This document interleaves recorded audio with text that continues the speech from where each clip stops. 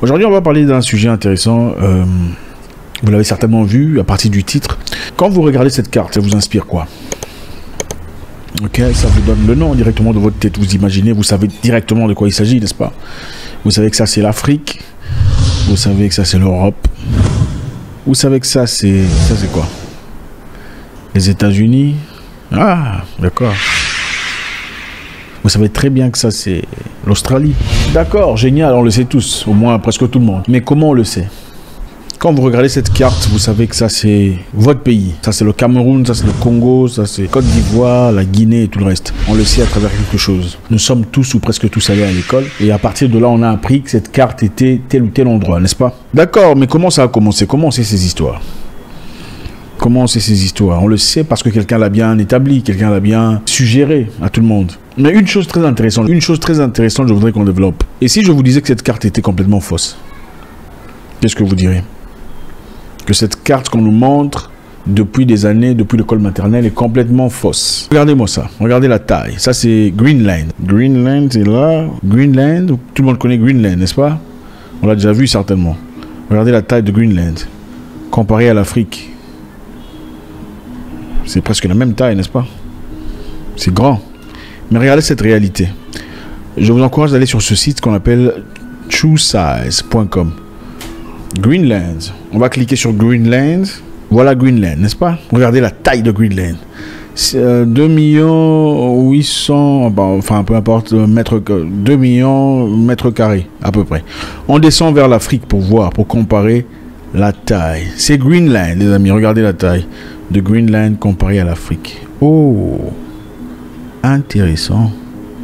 C'est ça la vraie taille de Greenland. Donc de là à ça. Incroyable. Greenland, c'est presque comme la République démocratique du Congo. Mais regardez l'image qu'on nous donne depuis tout ce temps. Ok? Prenons autre chose. Ok, essayons autre chose. D'accord, essayons par exemple la RDC. République démocratique du Congo. RDC. Voilà la RDC. Regardez la taille de la RDC. On y va. Comparé aux États-Unis. Waouh! Waouh! Comparé à l'Europe. Allons à l'Europe. Peut-être on va faire un petit tour. Oh, waouh! Je ne savais pas que c'était aussi grand que ça. Regardez-moi ça. Ah, de ça, tout petit dans un coin, à ça, ça couvre presque l'entièreté de l'Europe. Oh là là! Maintenant, prenons les États-Unis. Prenons les États-Unis d'Amérique comparés à l'Afrique. Regardez-moi ça. Oh là là. N'est-ce pas choquant et bouleversant comparé à ce qu'on connaît? Prenons la Chine comparée à l'Afrique. Tellement grand ici, n'est-ce pas? Regardez la taille, la Chine. Mais regardez en réalité, face à l'Afrique. C'est petit. Voilà ce qu'on nous vend, les amis. Okay, une distorsion incroyable. Et c'est exactement avec ça qu'on vit. Celui qui a commencé cette histoire de carte, celui qui a mis au point cette carte s'appelait Gerardos Mercator. Un Espagnol commerçant à l'époque, en 1569, a établi cette carte qu'on connaît, qu'on appelle aujourd'hui Mercator Projection. C'est la carte qu'on voit, c'est la carte qu'on nous a montrée à l'école. C'est la carte que vous avez étudiée en géographie certainement. Et c'est la carte à travers laquelle vous connaissez votre pays et le reste du monde. D'accord.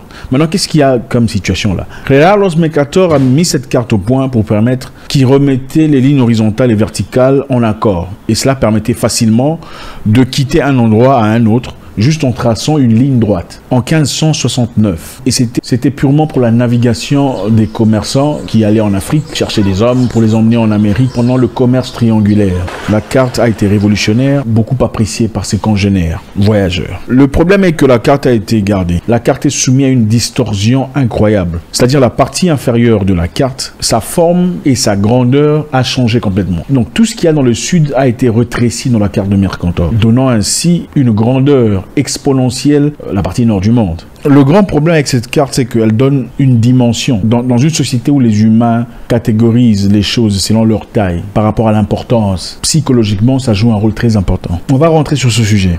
En 1855, James Gall a remis en question l'histoire de cartes. À l'époque, il est revenu dire, bon, voilà la vraie définition, voilà la vraie carte du monde. C'est lui qui a pointé le premier cette distorsion évidente qu'il y avait dans la carte de Mercator. Mais évidemment, bon, puisque ça a arrangé le reste du monde, on l'a ignoré complètement. Le monsieur a dit, cette carte n'est pas correcte, cette carte n'est pas vraie, voilà la vraie carte. On l'a ignoré. Pour leurs intérêts personnels, leurs intérêts psychologiques, on l'a ignoré. Ça ne sera que dans les années 70 qu'un historien allemand au nom d'Arnold Peter, qui reviendra encore en force pour soutenir la théorie de James Gall, disant ainsi que cette carte de Mercator était une carte eurocentrique, donc une carte boostée de manière à propulser l'Europe, fortifier la vue de tous les autres pays à l'égard de l'Europe et de l'Amérique. Une carte qui représentait l'impérialisme occidental. Arnold Peter était un historien respecté. Ses révélations ont attiré beaucoup de rancœur, un lever de bouclier incroyable. Donc beaucoup de gens se sont fâchés de découvrir la vérité. Pas seulement découvrir la vérité, mais qu'il y ait une personne qui révèle la vérité au monde. Malheureusement, malgré tout ça, il a été combattu. Le Congrès américain, après avoir ordonné à des institutions médiatiques, les écoles, les médias, Google et tout le reste, de toujours employer la carte précédente, la carte en erreur. Voilà pourquoi aujourd'hui on continue à avoir la carte en erreur, la carte qui n'est pas complètement vraie. Donc ce qui a attiré de cette histoire est que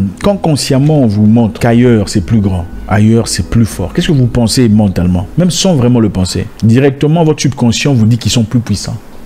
Quand dans votre tête vous voyez que la France est plus grande sur la carte, quand vous voyez que la France est plus grande sur la carte, qu'est-ce que vous pensez? Vous respectez la France. Mais regardons la France comparée à l'Afrique. Regardez la taille de la France. Regardez comment la France est petite. Toute petite, petite, petite dans un coin. Regardez la Belgique.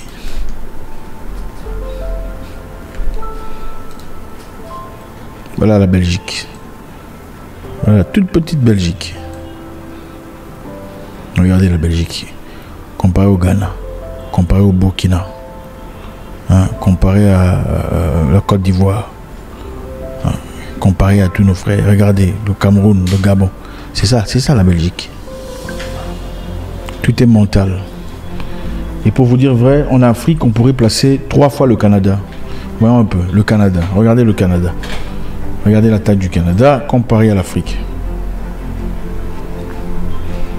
Voilà le Canada dans toute sa splendeur. On emmène le Canada en Afrique. Regardez-moi ça.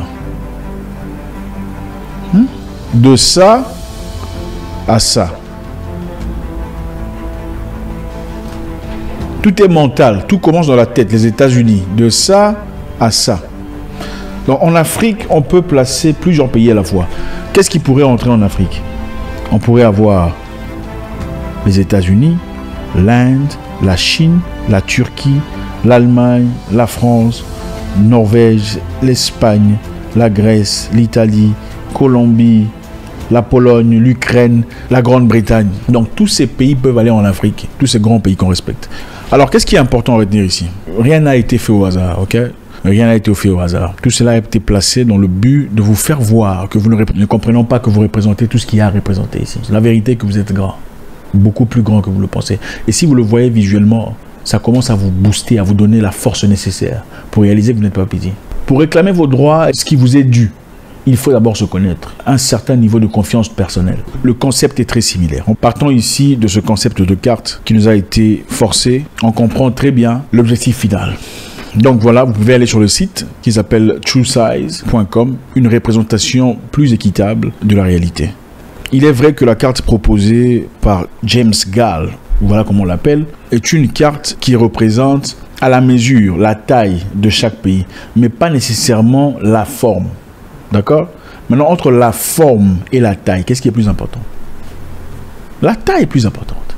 Cette carte est combattue disant elle ne représente pas tout à fait la forme, mais elle représente la taille. Okay? Elle représente correctement la taille. Et je pense que c'est plus important. Si on nous ment par rapport à la carte, on peut nous mentir aussi par rapport à quoi? Nous sommes mentis par rapport à quoi? Des choses qu'on ne connaît peut-être pas. Beaucoup de choses.